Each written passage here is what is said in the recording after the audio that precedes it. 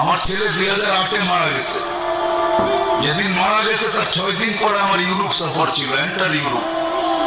আমার ভিসার জন্য আমি জার্মানি এম্বাসিতে গেছি, তো আমার লঙ্গি পড়া, কারণ ছেলে মারা গেছে। 6-7 বছর যাকে নিয়ে চিকিৎসা করছি, জানেন তো আপনারা, বাংলাদেশে ব্যাংককে। প্রথম ছেলে মনটাও ভালো ছিল না, থাকে কি করা।